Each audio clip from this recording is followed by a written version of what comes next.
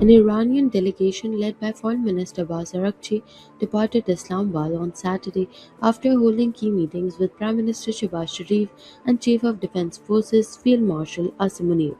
However, according to Iranian state media, Araghchi is expected to return to Pakistan after completing visits to Oman and Russia.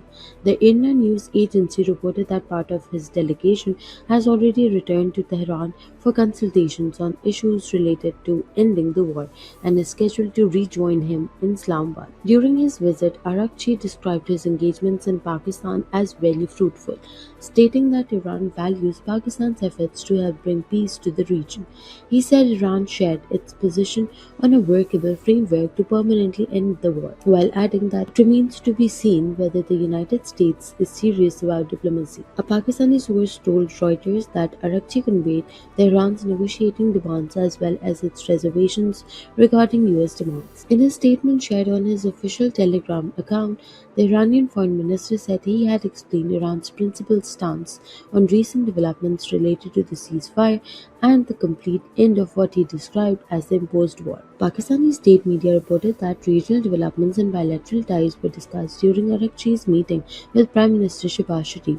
The meeting was attended by senior officials, including Deputy Prime Minister and Foreign Minister Ishaq Dar and Iran's ambassador to Pakistan. Prime Minister Shehbaz Sharif described the interaction as a warm and cordial exchange of views on the regional situation, adding that both sides also discussed strengthening Pakistan-Iran relations. Ishaq Dar said the meeting lasted approximately 2 hours and highlighted that the Prime Minister emphasized the importance of dialogue and diplomacy for ensuring peace and stability. Earlier in the day, Araghchi also held a separate meeting with Field Marshal Asim Munir where matters of mutual interest and the overall regional situation were discussed. Meanwhile, US President Donald Trump cancelled a planned visit by US envoys Steve Witkoff and Jared Kushner to Pakistan, where they were expected to engage in talks with Iran. Speaking to Fox News, Trump said he decided against sending the delegation, citing the long travel time and lack of progress. He stated that the United States holds the advantage and that Iran could reach out if it wanted to engage.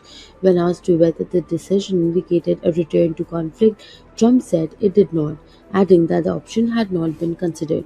In a subsequent post on Truth Social, Trump reiterated that the visit had been cancelled due to time constraints, ongoing internal issues within Iran's leadership, and what he described as a lack of clarity on their side. He maintained that if Iran wished to talk, it could initiate contact. Later, speaking to reporters in Florida, Trump said the decision was also influenced by travel costs and dissatisfaction with Iran's latest peace proposal.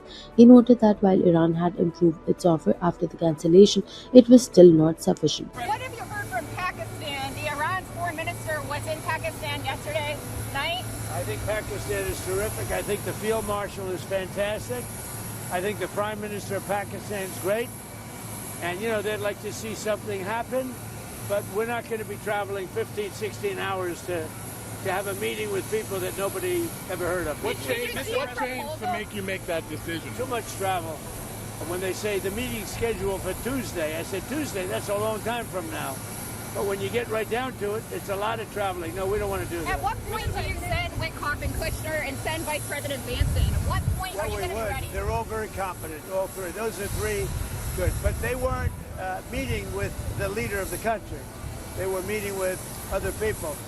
And I said, we're just not going to do it. Too much traveling, takes too long, too expensive. I'm a very cost-conscious person. Despite this, Trump praised Pakistan's leadership, describing the country positively and acknowledging its role in facilitating dialogue. Araghchi's visit comes amid renewed diplomatic efforts following earlier direct talks between the US and Iran held in Islamabad on April 11th and 12th.